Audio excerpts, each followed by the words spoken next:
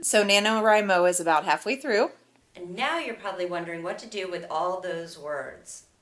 Now that you have a rough draft. But not a polished manuscript. So it's time To talk about the revision process! 10% luck, 20% skill, 15% concentrated power of will, 5% pleasure, 50% pain, and 100% reason to remember the name. Slash waffle words and passive voice. So not everything you write during your rough draft is something that you want to keep. So make sure every chapter that you've got in your rough draft is essential to moving the plot forward. If it's not, you gotta cut it. And everything should do double duty, every passage, every description, so that when you are describing something, we don't just know what the object looks like, we know in the voice of the character how they feel about it. In other words, I could describe this as a black ninja toe, or I could describe this as a midnight black sword with a blade so sharp it can cut hairs and just absolutely perfect for running him through.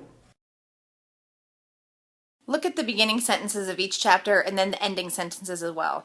Each chapter should have a hook at the very beginning of the chapter, something that draws you in, and then the last paragraph at the end or the last sentence or whatever should also propel you into the chapter that comes after. In other words, you're keeping the person reading at all times. You're drawing them in and then propelling them forward. And we want to gut cardboard characters and descriptions and replace them with something much more vivid and unique. Cut any unnecessary words. I know that word count is huge during NaNoWriMo and you're looking to write as much as possible and have as high a word count as possible, but when you're going to revise, you want to cut those words and tighten up that manuscript until it is super polished and super tight. And that means getting rid of any excess words. Or if you're somebody who writes very sparingly, you may have to add words in on the opposite end of this tip. But why, Ginger? Why did she walk into the bar? Oh, you don't care. I know. She was going to meet her confidential informant, and he was going to give her... No? No? Okay, I can do better.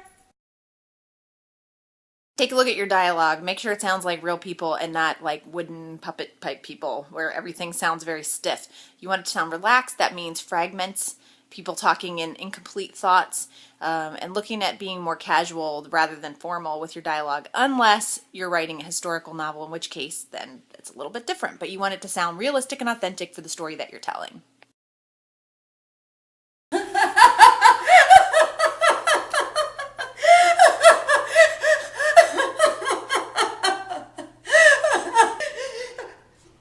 That was so beautiful.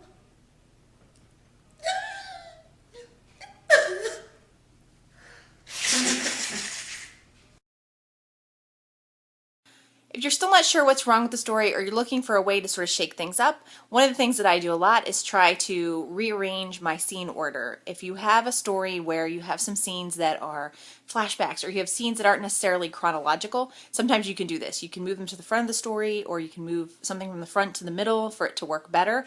But you really want to make sure that your strong hook is right at the front of that story and that you're then carrying it throughout. And so sometimes switching up scenes makes a real difference.